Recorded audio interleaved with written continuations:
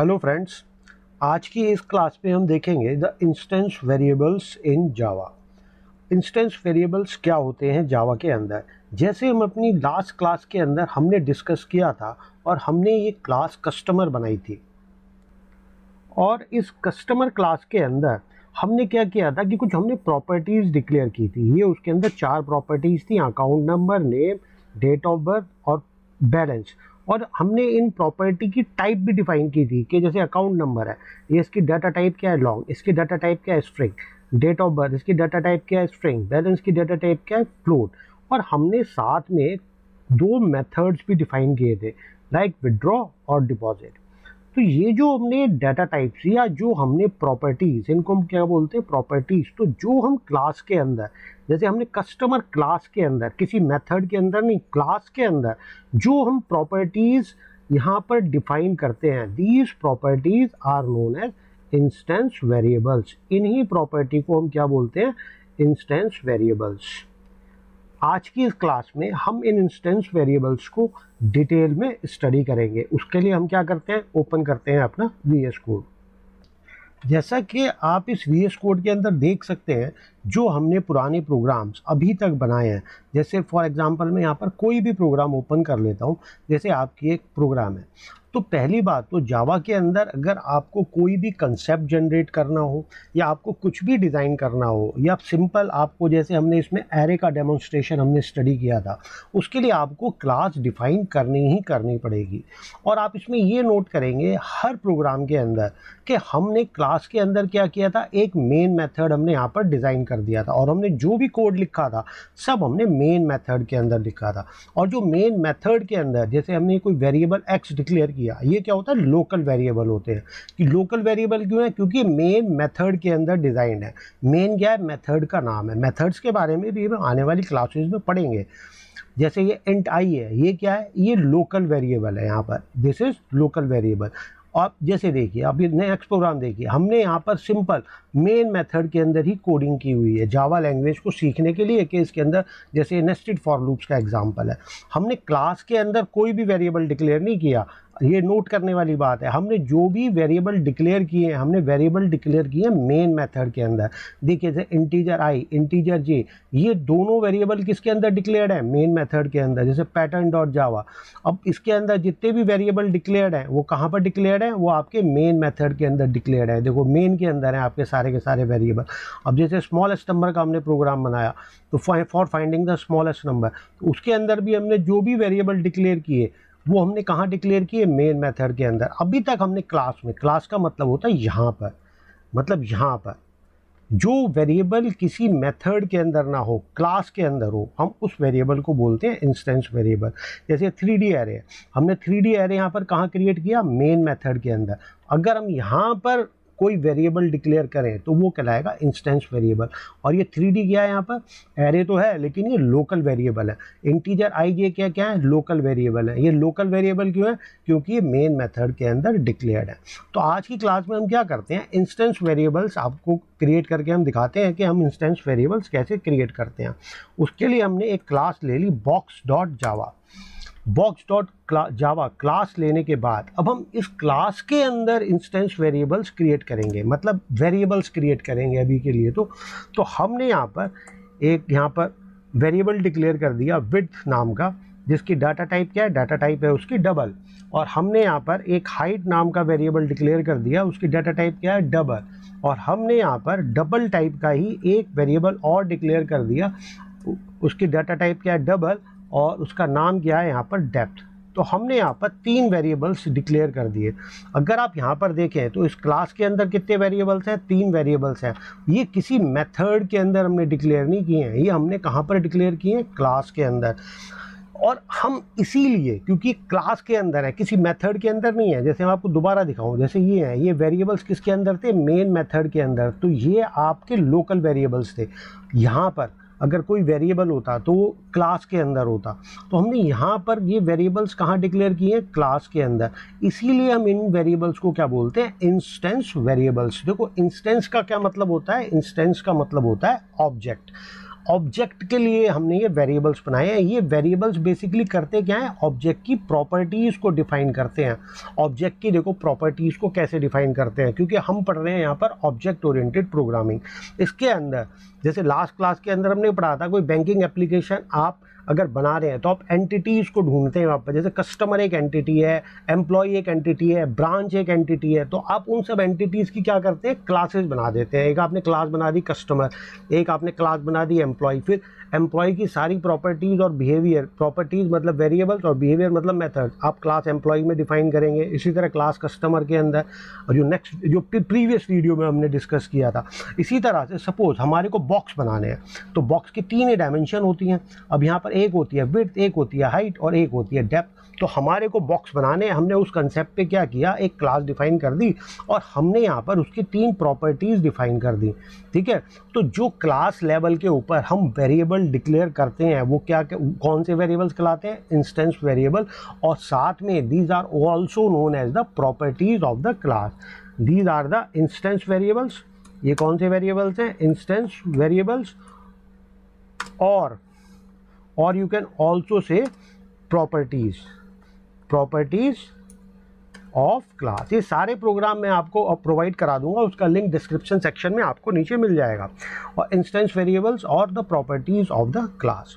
अच्छा, अब हमने यहाँ पर इंस्टेंस वेरिएबल डिक्लेयर कर दी, हम इनको यहाँ पर इनिशियलाइज नहीं करेंगे, कर भी सकते हैं लेकिन लॉजिकली हमें यहाँ पर ये इनिशियलाइज नहीं करने चाहिए। अब हम क्या करते हैं, अब हम एक मेन मेथड यहाँ पर डिज़ाइन करते हैं। अब हमने यहाँ पर मेन मेथड डिज़ाइन कर दिया, ये हमारे क्या हो गए, इंस्टेंस वेरिएबल, और हमने यहाँ पर मेन मेथड डिज़ाइन कर दिया। जैसे मैं लास्ट क्लास में पढ़ा था कि अब when you are declaring a class, you are declaring a new data type. अब आपने एक बॉक्स नाम की क्लास बना दी, तो बॉक्स नाम की क्लास बनाने का मतलब है आपने एक नई डेटा टाइप बना दी। अब आप उस डेटा टाइप का वेरिएबल डिक्लेयर कर सकते हैं। जैसे डबल क्या है, डेटा टाइप है, लेकिन ये प्री डिफाइंड डेटा टाइप है जो जावा हमारे को प्रोवाइड कराता है। लेकिन कई बार आपके प्रोग्रामिंग स्ट्रक्चर में आपको अपनी एक डाटा टाइप बनानी होती है, तो जब भी आप एक क्लास क्रिएट करते हैं ना, तो आप एक तरह से नई डाटा टाइप बना रहे हैं यहाँ पर। तो अब मैं बॉक्स क्लास का मेन मेथड के अंदर बॉक्स नाम का अब मैं कोई भी वेरिएबल बना सकता हूँ, बॉक्स, और मैंने यहाँ पर देखो सेमीकोलन लगा दिया। अब ओ बी क्या है, वेरिएबल, और बॉक्स क्या है, इसकी डेटा टाइप। तो हम ये जो वेरिएबल है ना ओ बी, हम इसको क्या कहेंगे, ये ऑब्जेक्ट है। किस क्लास का ऑब्जेक्ट है, बॉक्स क्लास का। देखो क्लास बेसिकली क्या होती है, एक डेफिनेशन होती है। हमने एक डेफिनेशन दे दिया कि क्लास बॉक्स है, उसके अंदर 3 प्रॉपर्टीज है। अब आपको अगर प्रैक्टिकली कोई बॉक्स बनाना है, तो प्रैक्टिकली बनाने का मतलब है अब उसका कोई ऑब्जेक्ट बनाए। जैसे mobile phone, suppose mobile phone एक क्लास है। अब वो डिफ़ाइन करती है कि मोबाइल फ़ोन के अंदर क्या क्या प्रॉपर्टीज़ होंगी। लेकिन आपके अगर हाथ में एक मोबाइल फ़ोन है ना, तो वो उसका ऑब्जेक्ट है। केवल क्लास के अंदर डिफ़ाइन है कि मोबाइल के अंदर क्या क्या फंक्शनैलिटी होगी, क्या साइज़ होगा, क्या वेट होगा, कितनी रैम होगी, और उसके अंदर प्रोसेसर कितने जीबी का होगा, कितनी उसके अंदर इंटरनल मेमोरी होगी। ये सारा क्लास के अंदर डिफाइन है। वो क्लास कौन सी है, मोबाइल फ़ोन। अब मोबाइल फ़ोन आपने सैमसंग का लिया, तो आपकी एक वेरिएबल होगा कि किस टाइप का है, कौन सी कंपनी का है, सैमसंग कंपनी का है। तो आपके हाथ में जो मोबाइल फ़ोन है ना, वो उसका बेसिकली मोबाइल क्लास का ऑब्जेक्ट है। तो इसी तरह से हम ऑब्जेक्ट कैसे क्रिएट करते हैं, तो हमने यहाँ पर डाटा टाइप दे दी बॉक्स ओ बी। अब हम यहाँ पर थोड़ा सा इसका है ना कंसेप्ट समझने वाला है यहाँ पर, लेकिन चीज़ें बहुत आसान है। इज इक्वल टू हम न्यू कीवर्ड यूज़ करते हैं और हम यहाँ पर लगाते हैं बॉक्स। इस तरह से ये इसका पूरा सिंटैक्स है ऑब्जेक्ट को क्रिएट करने का। O B box O B is equal to new box. ठीक है, अब ये देखो हमें ना इसको एक बार वाइट बोर्ड के अंदर जा कर के हम इसको समझते हैं कि हम बॉक्स किस तरह से क्रिएट हमारा मेमोरी के अंदर होता है। मतलब मेमोरी के अंदर हमारा ये बॉक्स किस तरह से क्रिएट होगा। इसके लिए हम क्या करते हैं, बोर्ड पे चलते हैं, वहाँ पर मैं इन चीज़ों को एक्सप्लेन करूँगा। अब यहाँ पर देखिए, इसके अंदर हमने यहाँ पर 2 तरह से हम सिंटैक्स लिख सकते हैं। एक तो हम क्या करें, पहले हम ओ बी को यहाँ पर डिक्लेयर करें कि ओ बी हमारा क्या है, हमारा यहाँ पर ओ बी एक ऑब्जेक्ट है। केवल हमने ऑब्जेक्ट डिक्लेयर किया, लेकिन अभी मेमोरी एलोकेट नहीं हुई। यहाँ पर ऑब्जेक्ट को अगर हमारे को मेमोरी एलोकेट करानी है, तो अब हम यहाँ पर क्या करेंगे, नेक्स्ट लाइन में लिखेंगे O B is equal to new. जो ये आपका ये न्यू कीवर्ड है, ये क्या करता है, मेमोरी एलोकेट करता है। और ये वाला पार्ट क्या करता है, ये ऑब्जेक्ट को इनिशियलाइज करता है। इनिशियलाइज मतलब जो भी उसकी प्रॉपर्टीज़ हैं उनको वो डिफ़ॉल्ट वैल्यू प्रोवाइड कर देता है। तो हम तो ये वाला सिंटैक्स अभी इस क्लास में यूज़ कर रहे हैं चीज़ों को समझने के लिए। ज़्यादातर तो आप अपनी प्रोग्रामिंग के अंदर हमेशा यही सिंटेक्स यूज कीजिए। मैंने ऊपर लिखा भी हुआ है, use this box OB is equal to new box. देखो अब हम है ना इस वाले सिंटेक्स को हमने यहाँ पर क्यों लिखा, देखो पहले हमें ना इस वाले पार्ट को समझते हैं। बॉक्स OB, जब भी अपना आप सिस्टम बूट करते हैं ना, आपने सिस्टम को बूट किया, लैपटॉप को या कंप्यूटर को आपने स्टार्ट किया, तो आपकी जो रैम होती है, जो आपकी प्राइमरी मेमोरी होती है, ये आपकी सपोज रैम है, ये आपकी दो पार्ट के अंदर डिवाइड हो जाती है रैम। ये वाला पार्ट क्या होता है, स्टैक पार्ट, और ये वाला पार्ट क्या होता है, हीप पार्ट। ये स्टैक है और ये हीप है। देखो ये कंसेप्ट है ना बेसिकली हर प्रोग्रामिंग लैंग्वेज के अंदर एप्लीकेबल है, पर जावा एक अच्छा प्लेटफॉर्म है इन कंसेप्ट को समझने के लिए। ये जो कंसेप्ट मैं आपको समझा रहा हूँ, ये प्रोग्रामिंग के अंदर आपका इतना इस्तेमाल नहीं होगा, लेकिन जब आप कहेंगे ना pass by value, pass by reference, तब आपको ये डायग्राम को याद करना पड़ेगा कि इस डायग्राम में मैंने क्या एक्सप्लेन और किस तरह से एक्सप्लेन किया था।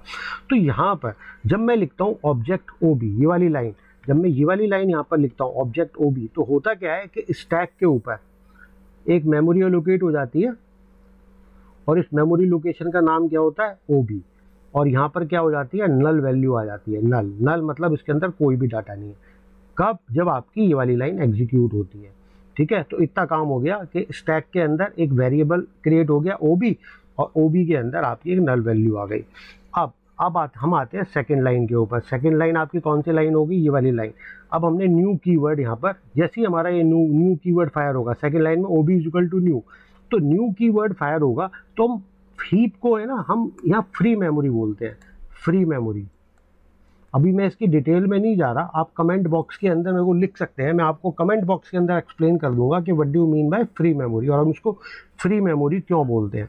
तो अब यहाँ पर न्यू कीवर्ड क्या करेगा, न्यू कीवर्ड एक मेमोरी एलोकेट करेगा यहाँ पर फ्री मेमोरी के अंदर, मेमोरी एलोकेट करेगा, लेकिन कितनी, अब जैसे हमारी क्लास OB है, OB के अंदर हमारे 3 डबल्स हैं, और डबल कितना स्पेस लेता है मेमोरी के अंदर, डबल लेता है 8 बाइट्स, तो 3 डबल्स हैं हमारे हर ऑब्जेक्ट के पास। इंस्टेंस प्रॉपर्टीज कितनी हैं, 3, तो 8 + 8 + 8, पहले हाइट के लिए, फिर विड्थ के लिए, फिर डेप्थ के लिए, तो 8 बाइट्स + 8 बाइट्स + 8 बाइट्स, इतनी ये मेमोरी इसके अंदर कंप्यूटर के अंदर मेमोरी लेगा। और ये कितना होता है, 24 बाइट्स, 24 बाइट्स, ये 24 बाइट्स की मेमोरी इसको एलोकेट कर देगा। इसने क्या किया, 24 बाइट्स की मेमोरी एलोकेट कर दी, और जो आपका ये वाला पार्ट है, ये इस मेमोरी को इनिशियलाइज कर देगा। इनिशियलाइज मतलब सबके अंदर जो डबल की डिफ़ॉल्ट वैल्यू क्या होती है, 0.0, तो तीनों प्रॉपर्टीज़ को क्या वैल्यू असाइन कर देगा, 0.0 वैल्यू इनिशियलाइज असाइन कर देगा। और अब सपोज इस वाली जो मेमोरी लोकेशन है, इसका एड्रेस है हमारा 0F11, तो ये क्या करेगा, इस एड्रेस को कहाँ पर सेव करा देगा, ये नल तो यहाँ से हटा देगा, ये नल यहाँ से हट गया, और ये वाला एड्रेस क्या कर देगा, यहाँ पर 0F11 एड्रेस डाल देगा। इसका मतलब है कि ये इसको पॉइंट कर रहा है, ये इसको पॉइंट कर रहा है इस तरह से। ये किसको पॉइंट कर रहा है, ये इसको पॉइंट कर रहा है। ठीक है, तो ऑब्जेक्ट आपका जो आपका रेफरेंस है, जो आपका ये वाला रेफरेंस है, ये कहाँ क्रिएट हुआ, स्टैक के ऊपर। स्टैक कहाँ पर है आपकी, ये, और जो आपका ये ऑब्जेक्ट है, ये ऑब्जेक्ट जो न्यू कीवर्ड ने क्रिएट किया, ये है आपका ऑब्जेक्ट में, ये आपका ऑब्जेक्ट है। ये कहाँ पर क्रिएट हुआ, ये फ्री मेमोरी के अंदर यहाँ पर ऑब्जेक्ट क्रिएट हो गया। तो आप जावा के अंदर, वैसे इस बारे में बाद में बात करेंगे, ऑब्जेक्ट को आप बाय रेफरेंस ही पास कर सकते हैं, क्योंकि ये वेरिएबल क्या कर रहा है, रेफर कर रहा है उस मेमोरी को पॉइंट आउट कर रहा है केवल। तो the objects can only be pass by reference, and this is the syntax for creating the object in Java language. अब हम अपने प्रोग्रामिंग के अंदर इस ऑब्जेक्ट को बना करके देखते हैं। उसके लिए हम ओपन करते हैं दोबारा से VS कोड। अब इस VS कोड के अंदर हमने यहाँ पर ये ऑब्जेक्ट इस तरह से क्रिएट कर दिया। अब अगर ऑब्जेक्ट के पास ये तीनों प्रॉपर्टीज़ हैं, कौन सी, विड्थ, हाइट और डेप्थ, ये तीनों प्रॉपर्टीज़ हैं। तो अगर ये ऑब्जेक्ट का नाम क्या है, OB, अपनी किसी भी प्रॉपर्टी को यूज़ करना चाहता है, वो क्या करेगा, डॉट कीवर्ड का यूज़ करेगा, डॉट ऑपरेटर का यूज़ करेगा। मतलब OB अपनी डेप्थ को यूज़ करना चाहता है, और डेप्थ के अंदर क्या वैल्यू असाइन कराना चाहता है, सपोज 15। इसकी 3 प्रॉपर्टीज़ हैं। तो OB अपनी हाइट को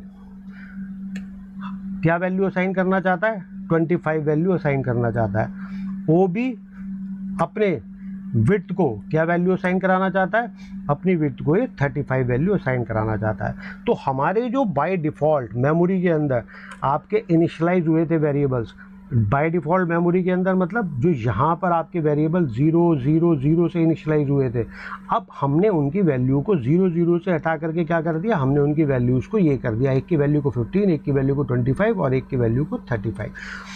अब एक तरह से आपने प्रैक्टिकली एक बॉक्स बना दिया। कैसे बॉक्स बना दिया? जिसकी डायमेंशंस क्या होंगी, जिसकी डायमेंशंस ये होंगी। अब हम क्या करते हैं, आप है ना एक क्लास के अंदर जितने चाहे उतने ऑब्जेक्ट बना सकते हैं। तो अब मैं क्या करता हूँ, यहाँ पर एक ऑब्जेक्ट यहाँ पर और क्रिएट कर देता हूँ। यहाँ पर हमने एक और ऑब्जेक्ट क्रिएट कर दिया। इस वाले ऑब्जेक्ट का नाम क्या था, OB। इस वाले ऑब्जेक्ट का नाम क्या है, OB1। तो जो इस वाले ऑब्जेक्ट की प्रॉपर्टीज़ हैं हमने उसको अलग अलग वैल्यू असाइन कर दी। जैसे आप देख सकते हैं इस क्लास के अंदर कितने इंस्टेंस वेरिएबल्स हैं, इस क्लास के अंदर 3 इंस्टेंस वेरिएबल्स हैं। तो जितने ऑब्जेक्ट बनेंगे प्रॉपर्टीज़ के उतने सेट बनेंगे। प्रॉपर्टीज़ के उतने सेट बनने का क्या मतलब है, अभी मैं आपको इसको देखो एक्सप्लेन करता हूँ दोबारा बोर्ड पे ले जा करके। अब इसके अंदर क्या हुआ था, हमारा ऑब्जेक्ट यहाँ पर क्रिएट हुआ था। अब जब हमने 2 ऑब्जेक्ट बनाए, हमने एक ऑब्जेक्ट बनाया OB, हमने एक ऑब्जेक्ट बनाया OB1, मतलब मेमोरी के अंदर हमारे 2 ऑब्जेक्ट अलग अलग बने। एक हमारा ऑब्जेक्ट क्या बना, OB, एक ऑब्जेक्ट बना हमारा OB1। तीनों को अपनी अपनी प्रॉपर्टीज़ मिलेंगी, अपनी अलग अलग। मतलब इसके पास भी हाइट होगी, विड्थ होगी, डेप्थ होगी। हाइट, विड्थ और डेप्थ, इसके पास अपनी अलग प्रॉपर्टीज़ होंगी। मतलब प्रॉपर्टीज़ की कितनी कॉपी बनेंगी, जितने हमारे ऑब्जेक्ट्स होंगे। और इसको भी अपनी प्रॉपर्टीज़ अलग अलग मिलेंगी। इसको भी हाइट मिलेगी, इसको भी विड्थ मिलेगी और इसको भी डेप्थ मिलेगी। अब ये इन प्रॉपर्टीज़ के अंदर कुछ भी वैल्यू डाल सकता है। इसमें 12 डाल दी, इसमें 13 डाल दी, इसकी 14 डाल दी। इसकी वैल्यू, दोनों की वैल्यू इंडिपेंडेंट है। ये इसके अंदर कोई भी वैल्यू डाल सकता है। सपोज इसने यहाँ पर 42 डाल दी, यहाँ पर 64 डाल दी, यहाँ पर 70 डाल दी। तो दोनों की प्रॉपर्टीज़ एकदम आइसोलेटेड हैं। दोनों अपनी अपनी प्रॉपर्टीज़ को जो वैल्यू चाहें वो वैल्यू असाइन कर सकते हैं। अब हम इसको प्रैक्टिकली करके देखते हैं। जैसा कि हमने अब यहाँ क्या किया, एक OB नाम का ऑब्जेक्ट बनाया, एक OB2 का, जो इनको इसके पास प्रॉपर्टीज़ का सेट था, इन 3 प्रॉपर्टीज़ का सेट था। इसने अपनी प्रॉपर्टीज़ को ये वैल्यू असाइन कर दी और इसने अपनी प्रॉपर्टीज़ को ये वैल्यू असाइन कर दी। एक बार है ना फ़ोन छोटा करके हम पूरी क्लास देख लेते हैं कि हमारी पूरी क्लास किस फॉर्म में आ गई। ये हमारी पूरी क्लास है, क्लास बॉक्स, ये उसकी प्रॉपर्टीज़ होगी और मेन मेथड के अंदर हमने 2 ऑब्जेक्ट बना करके इस तरह से हमने उसको इनिशियलाइज़ कर दिया। अब ये देखने के लिए कि प्रॉपर्टीज़ आइसोलेटेड हैं, हम क्या करते हैं कि डेप्थ वाली प्रॉपर्टी को प्रिंट करा लेते हैं। जैसे आपका बॉक्स OB है, OB के डेप्थ की क्या वैल्यू है, 15, और OB1 के डेप्थ की वैल्यू क्या है, 21। तो यहाँ पर हम क्या करते हैं, एस आउट, और एस आउट के अंदर हम क्या करते हैं, OB डॉट डेप्थ, ये अपनी डेप्थ प्रॉपर्टी को प्रिंट कराना चाह रहा है। तो यहाँ पर इसने इसको डेप्थ को प्रिंट करा दिया। अब यहाँ पर OB भी अपनी प्रॉपर्टी को प्रिंट कराना चाह रहा है, OB1, तो इसने कर दिया OB1 डॉट डेप्थ। अब देखो दोनों के पास डेप्थ की अलग अलग वैल्यूज़ हैं, तो ये डेमोन्स्ट्रेट हो जाएगा कि हर ऑब्जेक्ट को अपनी प्रॉपर्टीज अलग अलग असाइन होती हैं। अब हम क्या करेंगे, हम इस प्रोग्राम को सिंपली रन करेंगे। तो आउटपुट में हमारा डेप्थ यहाँ पर क्या है, 15, यहाँ पर है 21। तो पहले 15 आना चाहिए, फिर 21 आना चाहिए। हमने इस प्रोग्राम को रन किया तो देखिए यहाँ पर पहले ऑब्जेक्ट की प्रॉपर्टी आ गई 15 और दूसरे ऑब्जेक्ट की प्रॉपर्टी आ गई यहाँ पर 21। तो ये होते हैं आपके इंस्टेंस वेरिएबल्स। देखो जावा में बहुत तरह के वेरिएबल्स होते हैं, जैसे इंस्टेंस वेरिएबल है। आगे आप चलते रहोगे तो आपको फिर क्लास वेरिएबल्स भी समझ में आएंगे। तो आपको बेसिकली जावा के अंदर कोई छोटा प्रोग्राम बनाना हो, कोई एप्लीकेशन बनानी हो, कोई वेब एप्लीकेशन बनानी हो, हर चीज़ के लिए आप क्लास ही इस्तेमाल करते हो। छोटा सा भी प्रोग्राम लिखना है आपको प्रिंट स्टेटमेंट का, तो भी आप क्या करोगे, क्लास ही पहले लिखोगे। तो ये हमारा इस वीडियो सीरीज़ के अंदर पहला लेक्चर है, जिसके अंदर हमने क्लास के अंदर ये 3 वेरिएबल्स डिक्लेयर किए हैं और इन वेरिएबल्स को क्या बोलते हैं, इंस्टेंस वेरिएबल्स। अच्छा, एक और इम्पॉर्टेंट कॉन्सेप्ट है, जावा को है ना हम सिक्योर लैंग्वेज बोलते हैं। सिक्योर लैंग्वेज क्यों बोलते हैं, क्योंकि जावा डू नॉट सपोर्ट्स पॉइंटर्स। मतलब हम पॉइंटर मैनिपुलेशन हम इसके अंदर नहीं कर सकते। जैसे C और C++ के अंदर हम पॉइंटर्स बनाते हैं, पॉइंटर किसी मेमोरी लोकेशन को यूज़ करता है, लेकिन इंटरनली वो पॉइंटर को खुद यूज़ करता है। जैसे ये क्या है, ये आपका पॉइंटर ही तो है, ये कहाँ पॉइंट कर रहा है, ये इसको पॉइंट आउट कर रहा है, ये इसको पॉइंट आउट कर रहा है, ठीक है ना। इंटरनली जावा यूज़ करती है, लेकिन आप पॉइंटर्स को खुद मैनिपुलेट नहीं कर सकते। अब ये देखो यहाँ पर इसको और समझने के लिए हम इसको इस तरह से भी समझ सकते हैं कि जैसे हमने कहा कि भाई OB डॉट डेप्थ, मतलब आप OB ऑब्जेक्ट की डेप्थ को लाओ। पॉइंटर को मैं समझ सकते हैं कि आपका एक ऑब्जेक्ट हो गया ये OB, एक ऑब्जेक्ट हो गया आपका OB1। जैसे आप किसी मैरिज पार्टी में गए, ठीक है, तो अब मैरिज पार्टी में सपोज ये तो आप हैं और ये आपके साथ आपका फ्रेंड खड़ा हुआ है, ठीक है ना। और यहाँ पर तीन लोग यहाँ पर खड़े हुए हैं, इसका नाम है ए, इसका नाम है बी और इसका नाम है सी। ये बेसिकली इस तरह खड़े हुए हैं लाइन में, ठीक है। अब ये है आप यू और ये है आपका फ्रेंड, ठीक है। अब आपका फ्रेंड क्या करता है, पॉइंट करता है हाथ के निशान से, वो पॉइंट करता है कि हाँ भाई उसे देखो, उसको मतलब बी को देखो। आप क्या करते हैं, आप बी को देखते हैं, तो आपके दिमाग के अंदर बी की सारी प्रॉपर्टीज़ लोड हो जाती हैं, दिमाग के अंदर हो जाती है ना भाई, इसका हाँ मैं इसको पहचानता हूँ, इसका नाम तो सपोज़ यश चौहान है और ये गाज़ियाबाद में रहता है और ये एम्प्लॉई है, ये माइक्रोसॉफ्ट में काम करता है, ये बड़ा अच्छा बंदा है। ये सारी प्रॉपर्टीज़ क्या हो गई, आपके दिमाग के अंदर लोड हो गई। कैसे, जब आपके फ्रेंड ने उसको रेफ़र किया, उसको पॉइंट आउट किया इस तरह से। तो एक तरह से वो पॉइंट आउट करने को क्या बोलते हैं, रेफरेंस। तो हमने बी को पॉइंट आउट किया तो बी की प्रॉपर्टीज़ आपके दिमाग के अंदर लोड हो गई। अब जब ये ए को पॉइंट आउट करेगा तो ए की प्रॉपर्टीज़ आपके दिमाग में लोड हो जाएंगी। जब ये सी को पॉइंट आउट करेगा तो सी की प्रॉपर्टीज़ आपके दिमाग में लोड हो जाएंगी।